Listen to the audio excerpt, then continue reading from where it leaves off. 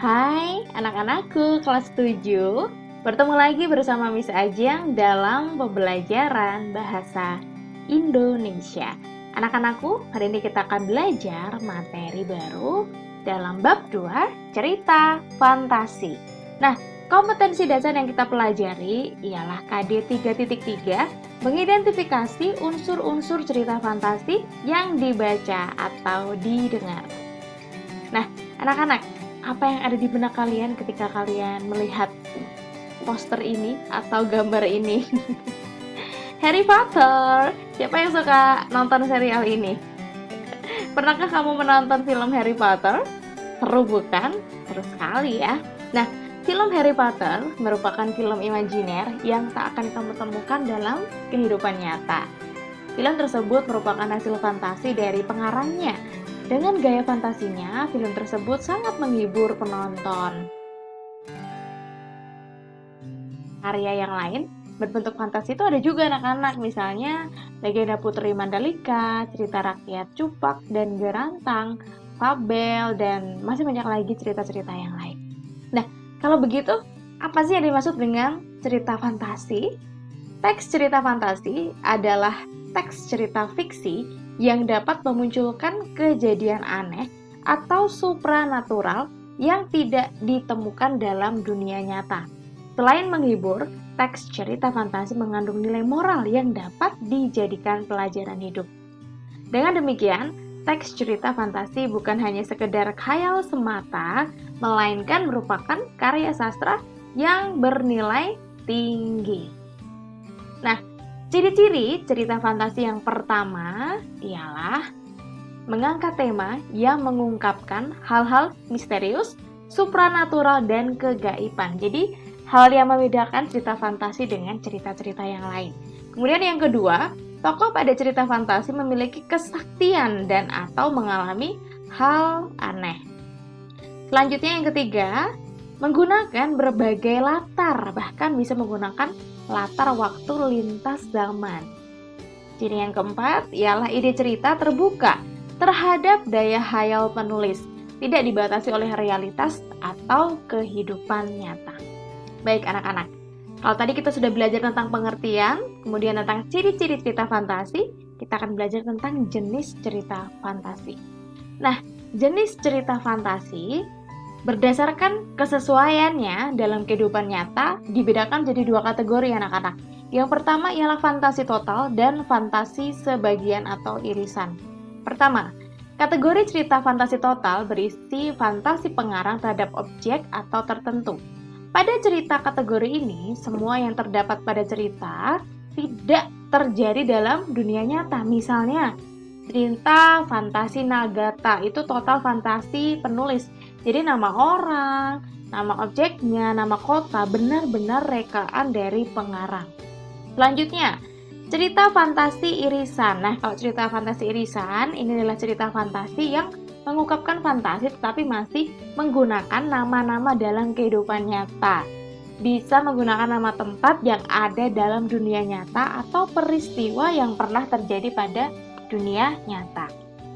Selanjutnya, kalau tadi berdasarkan kesesuaiannya dalam kehidupan nyata, sekarang jenis cerita fantasi berdasarkan latar cerita.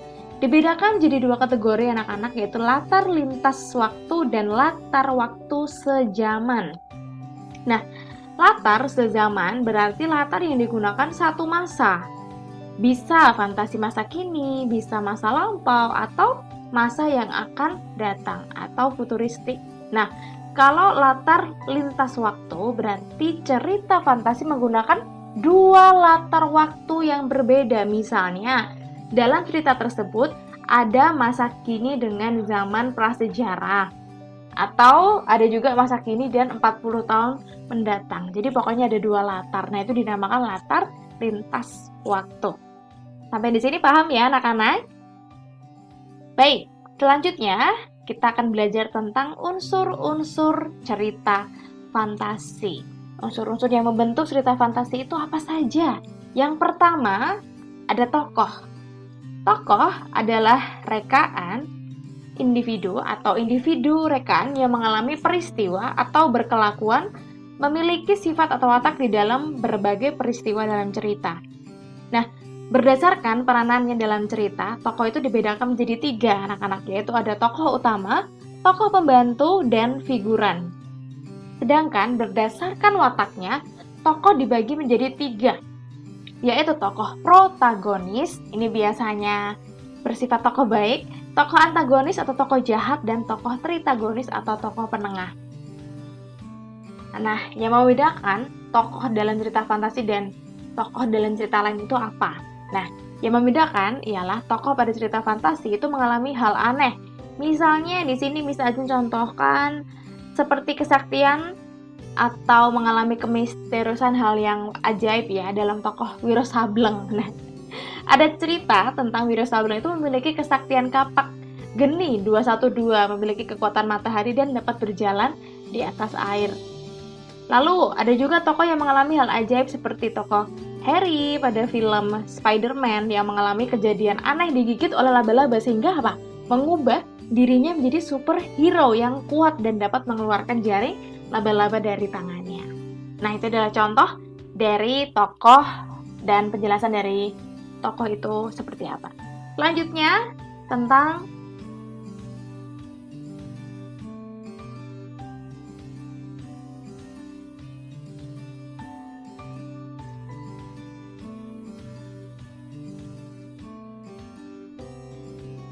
penokohan. Nah, penokohan adalah cara pengarang dalam menyajikan atau menggambarkan watak tokoh dan penciptaan citra tokoh. Penokohan secara umum dibedakan menjadi 2, yaitu penokohan secara langsung atau disebut juga analitik dan penokohan secara tidak langsung disebut dramatik. Baik, kita akan bahas satu persatu ya tentang penokohan langsung dan penokohan tidak langsung. Penokohan langsung artinya pengarang secara langsung menjelaskan watak atau citra dari tokoh tersebut dengan kata-kata. Misalnya, bahwa tokoh A adalah tokoh atau orang yang cerewet dan suka mengadu domba, atau bahwa fisik tokoh B adalah cantik, rambutnya hitam tergerai dan sebagainya. Jadi langsung ya menjelaskan wataknya dari tokoh dengan kata-kata. Nah, bagaimana dengan penokohan tidak langsung anak-anak?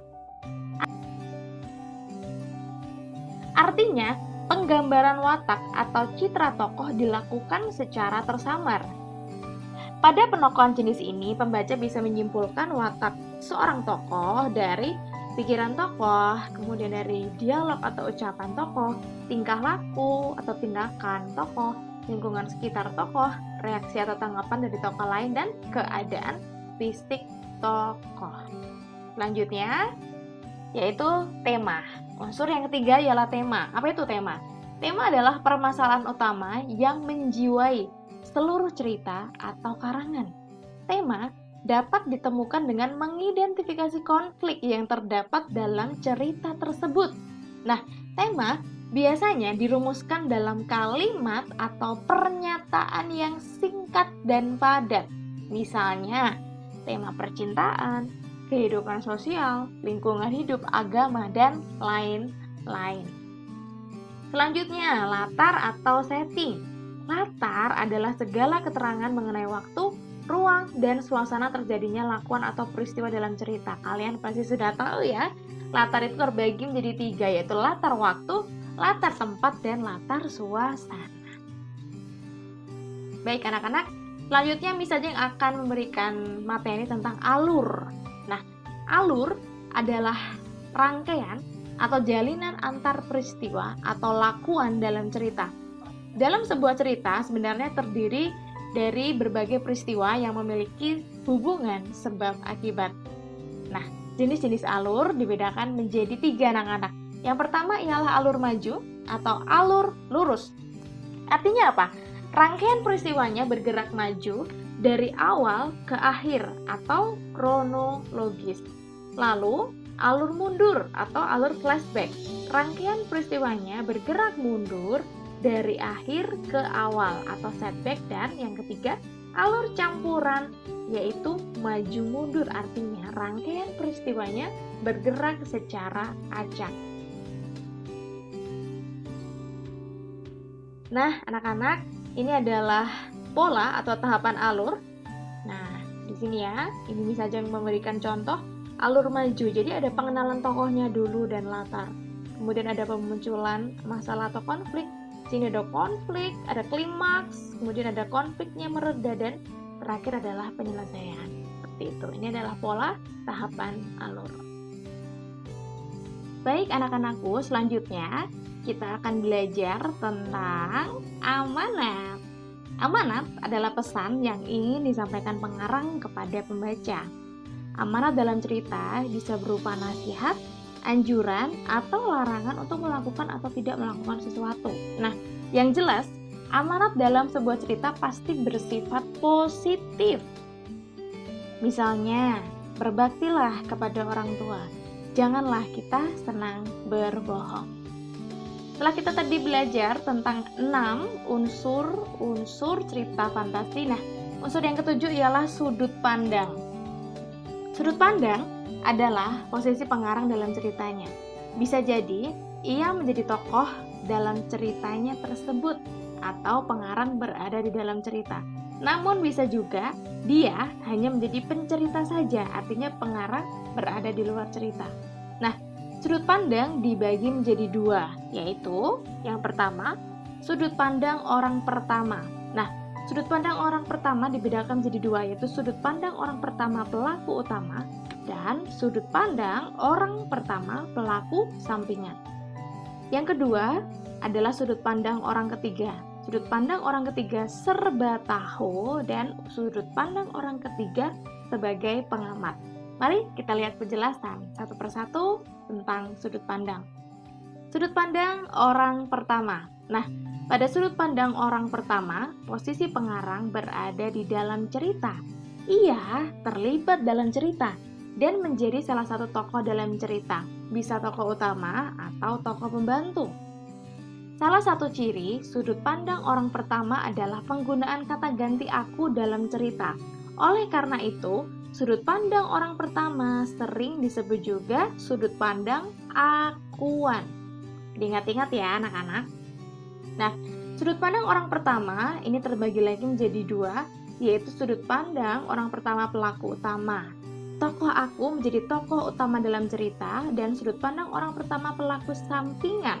Tokoh aku hanya berperan sebagai tokoh pendamping atau pembantu saja. Selanjutnya, sudut pandang orang ketiga.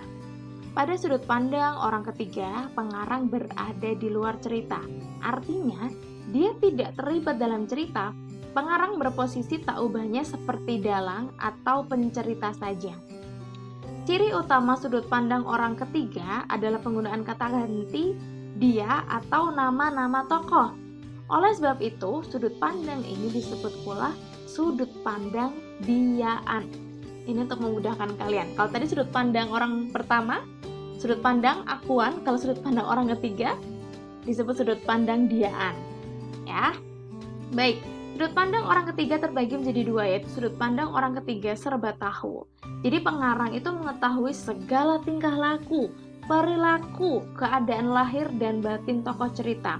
Sedangkan sudut pandang orang ketiga sebagai pengamat ini, pengarang hanya sebatas mengetahui kondisi lahiriah dari para tokohnya saja. Baik, terima kasih anak-anak sudah mengikuti pembelajaran hari ini dengan baik. Tetap semangat dan pastinya tetap menjaga kesehatan ya. Patuhi protokol kesehatan, dan setelah ini akan ada tugas di Google Classroom. Selamat mengerjakan tugas. Sampai jumpa